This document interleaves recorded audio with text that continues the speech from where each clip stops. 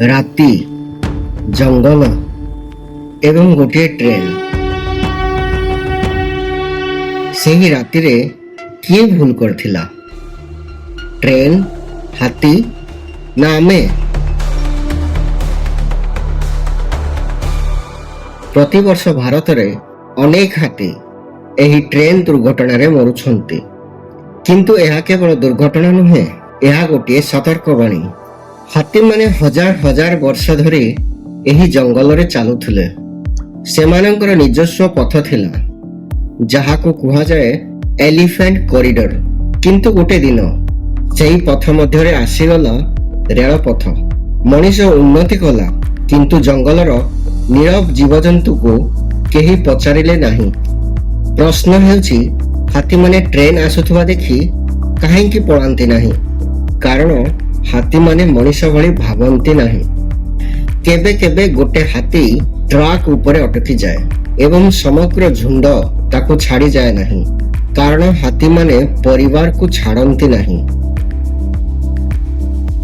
ଓଡ଼ିଶା ଭାରତର ସବୁଠୁ ସମ୍ବେଦନଶୀଳ ଏଲିଫେଣ୍ଟ ଜୋନ୍ ମଧ୍ୟରୁ ଗୋଟିଏ।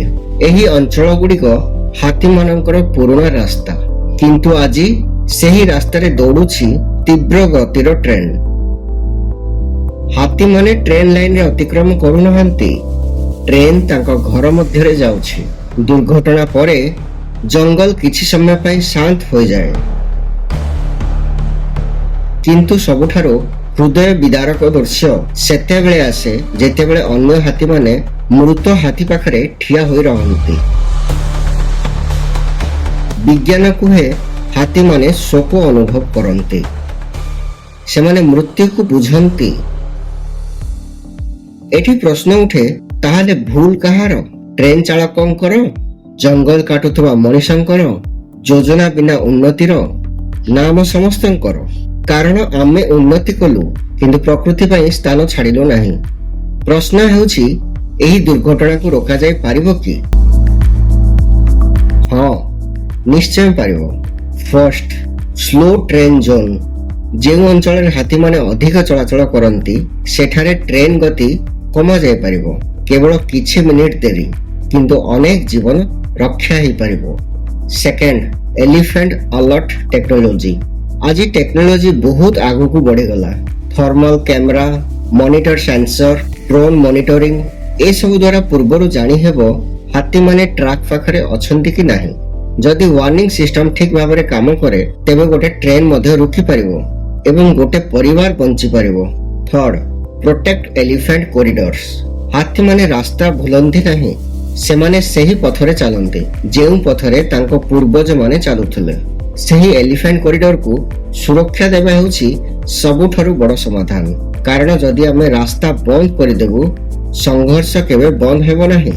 Fourth, people plus forest together. କେବଳ ସରକାର ନୁହେଁ, କେବଳ ଫରେଷ୍ଟ ଡିପାର୍ଟମେଣ୍ଟ ନୁହେଁ, ଆମ ସମସ୍ତଙ୍କୁ ବଦଳିବାକୁ ପଡ଼ିବ।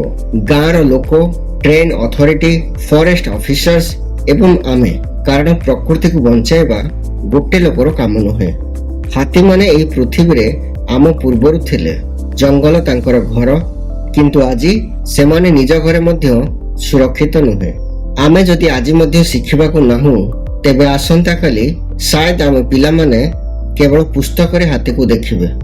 ଉନ୍ନତି ଦରକାର, କିନ୍ତୁ ଏମିତି ଉନ୍ନତି ନୁହେଁ ଯାହା ଜଙ୍ଗଲର ଶେଷ ନୀରବ ଚିତ୍କାର ହୋଇଯାଏ।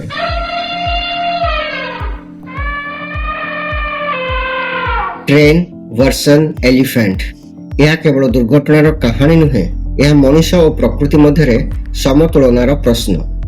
ଯଦି ଆପଣ ମଧ୍ୟ ଚାହୁଁଛନ୍ତି ହାତୀମାନେ ସୁରକ୍ଷିତ ରୁହନ୍ତୁ, ଏହି ଭିଡିଓକୁ ସେୟାର କରନ୍ତୁ, କାରଣ ଆୱାରନେସ୍ ହିଁ ପ୍ରଥମ ସମାଧାନ।